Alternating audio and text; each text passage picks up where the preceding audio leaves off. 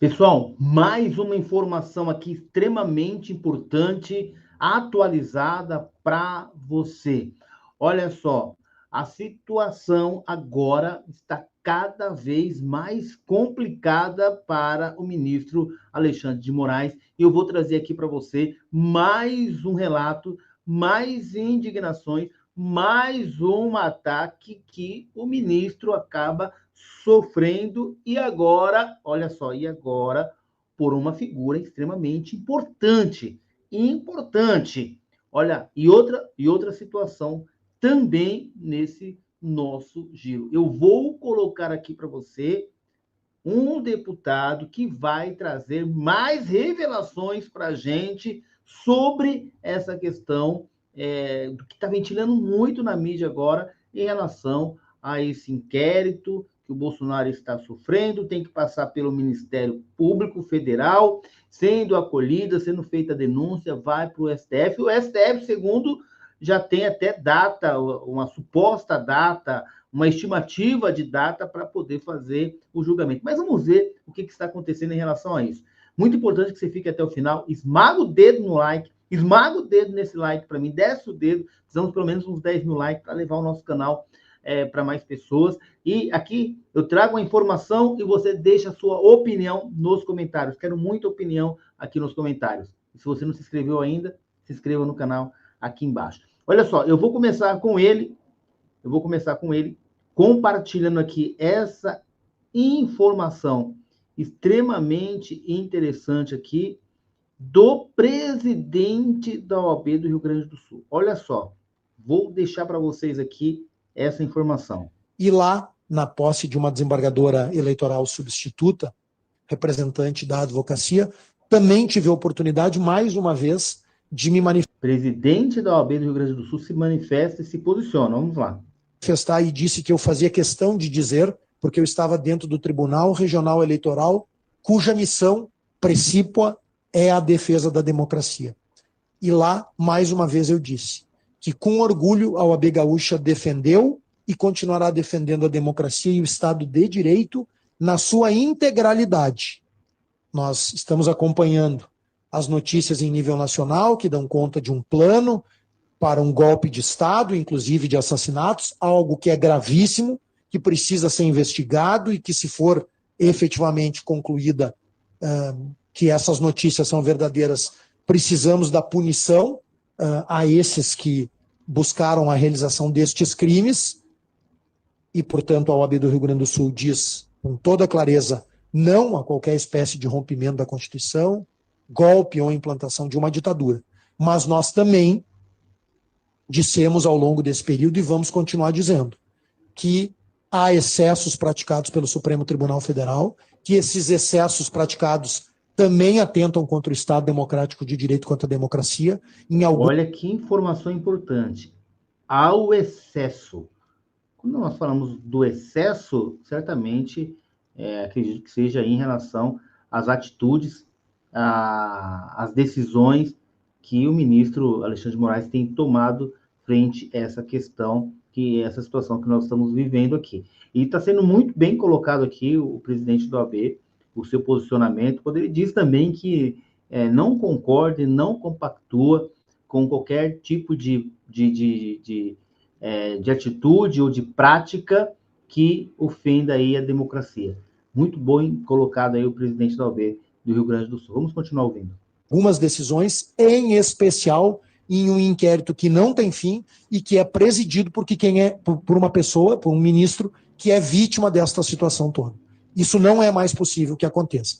Essa situação viola flagrantemente o devido processo legal, e a nossa manifestação da Ordem Gaúcha, como foi desde o início em 2022, ela é absolutamente técnica, isenta, e acho que nós todos, como operadores do direito, doutor Felipe Orezan, temos um compromisso, que é olhar para tudo isso que está acontecendo no nosso país, exatamente com a nossa capacidade de conhecimento técnico, distante das paixões políticas ou ideológicas, distante das torcidas. Nós temos a capacidade de fazer uma crítica isenta e técnica a isto que está acontecendo. Dizer não a qualquer espécie de rompimento à Constituição, mas dizer que também não é normal e aceitável decisões da Suprema Corte que violam o devido processo legal e que violam prerrogativas da advocacia. E nós temos dito isso há muito tempo, eu tenho pontuado isso e fui uma das vozes, inclusive, uma das poucas vozes, se não uma das únicas ou isoladas vozes, que disse esta implantação pelo Supremo do plenário virtual, isso lá no início de 2023, vai se espalhar pelo país.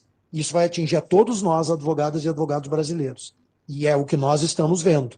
O plenário virtual se espalhou pelo país, o nosso direito de sustentação oral está sendo limitado, nós estamos atuando muito aqui junto ao Tribunal de Justiça, já revertemos algumas câmaras que estavam querendo implantar o plenário virtual, e infelizmente agora, há 2 semanas atrás, recebemos essa notícia de que o CNJ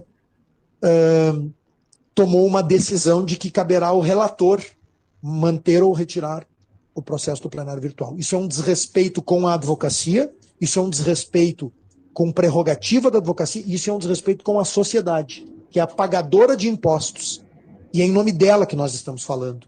Portanto, a parte é que tem que decidir, representada pela sua advogada ou pelo seu advogado, se aquele processo vai ser julgado no plenário virtual ou não. Até porque o plenário virtual viola os princípios que todos nós aqui aprendemos na faculdade, que pauta um julgamento, que é o princípio da publicidade e da transparência. Então, o plenário virtual deve ser uma ferramenta ou uma medida excepcional a critério da parte, nunca uma imposição à parte e à advocacia. E eu tenho orgulho de dizer que nós fomos a primeira OAB a se levantar contra o plenário virtual, fomos a primeira OAB a nos levantarmos contra as restrições ao direito de sustentação oral e empreendemos uma série de ações concretas, como a nossa campanha Vídeo Gravado Não Há Sustentação Oral. Não gravem vídeo, não aceitem essa imposição de vídeo gravado, nos mandem o e-mail no SOS Julgamentos para que nós possamos agir. Nós não podemos aceitar que os tribunais considerem um vídeo gravado como substituição de uma sustentação oral. Primeiro, porque este vídeo não é assistido, e nós temos prova disso. Nós temos vários elementos aqui já na casa que colegas nos mandaram de vídeos que não tiveram nenhuma visualização depois do julgamento. Então esta é a primeira razão. E a segunda é que sustentação oral é ato ao vivo.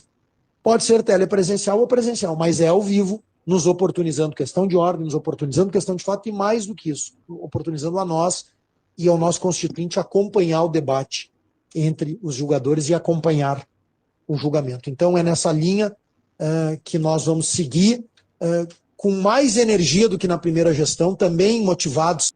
Muito boa a colocação aí do presidente da OAB, mas não para por aí, gente. Tem mais coisa nesse nosso giro.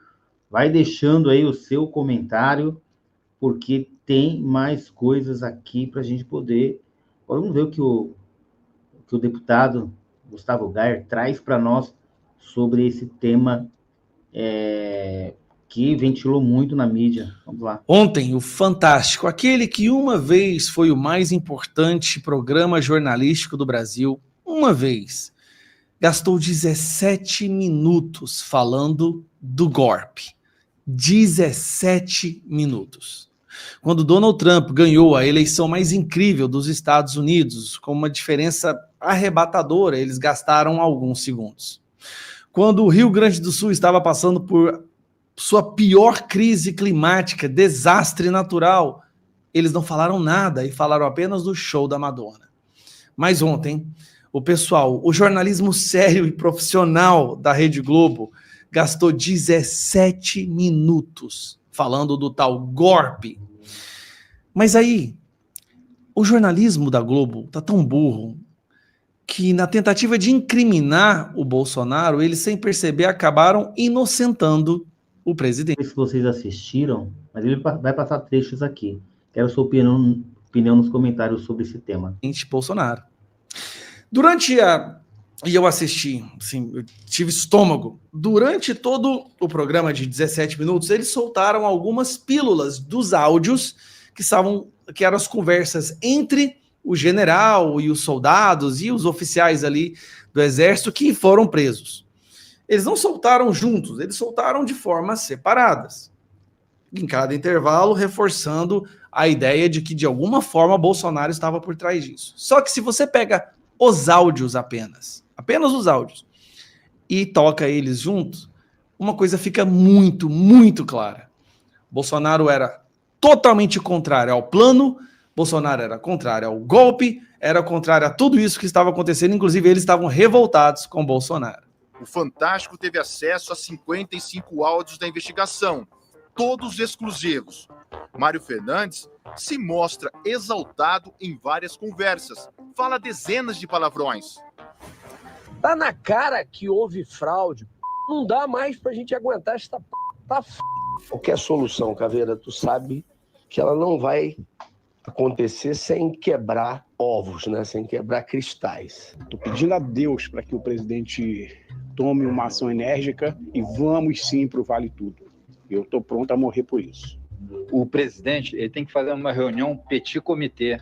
Esse pessoal acima da linha da ética não pode estar nessa reunião. Tem que ser a rataria. Tem que debater o que vai ser feito. Nem que seja para inflamar a massa, para que ela se mantenha nas ruas. Talvez seja isso que o alto comando, que a defesa quer. Então, me desculpa a expressão, mas 4 linhas é o 4 linhas da Constituição é o Estamos em guerra, eles estão vencendo, está quase acabando. Aqui fazendo uma clara alusão ao fato do Bolsonaro dizer sempre que vai ficar nas 4 linhas da Constituição. E aqui ele está revoltado com o Bolsonaro, o seu oficial do Exército. E eles não deram um tiro, por incompetência nossa. Durante a conversa que eu tive com o presidente, ele citou que o dia 12, pela diplomação do vagabundo, não seria uma restrição, qualquer ação nossa pode acontecer até 31 de dezembro e tudo. Mas na hora, eu disse, presidente, mas o quanto antes, a gente já perdeu tantas oportunidades. Cara, o presidente tem que decidir e assinar esta merda. Vai esperar essa... Revoltado porque o presidente não assinou um documento que ele queria que o presidente assinasse para fazer o que ele queria fazer. Preste bastante atenção. Tudo mostra que o presidente Bolsonaro não fez, não queria, não tinha intenção, apesar de muita pressão. Virar uma Venezuela para virar o jogo, cara. Democrata é o...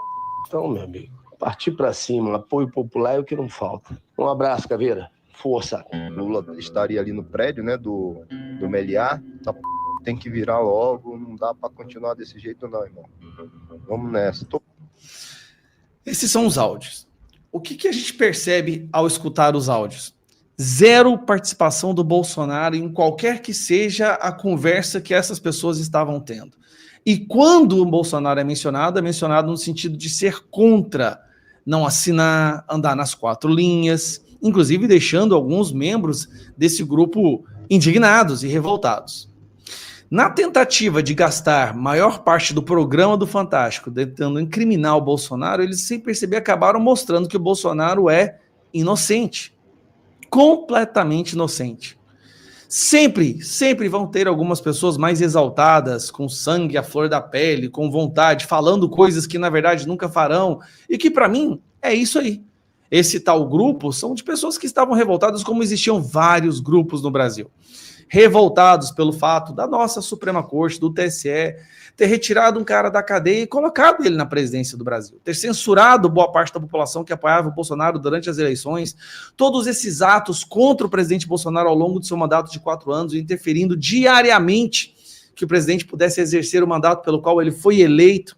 Tudo isso foi causando muita indignação nas pessoas. E as pessoas começaram a verbalizar essa indignação. Agora, em nenhum momento o início de um crime foi cometido, não teve crime cometido para toda essa narrativa, para todos esses fogos de artifício, essa pirotecnia que estão fazendo agora. E, principalmente, não há nenhuma evidência da participação do Bolsonaro em nada do que está sendo falado. Mas não importa. O importante é prender o Bolsonaro. Porque ele é um cara que, em qualquer lugar que ele vai para o Brasil hoje, ele leva milhares de pessoas para as ruas, enquanto o Lula só está caindo na sua rejeição, cada vez maior a sua rejeição. Porque Bolsonaro, ele representa, assim, um perigo muito grande para esse sistema que quer controlar todo o nosso país, a nossa liberdade de expressão, as nossas instituições. Tem que ser preso.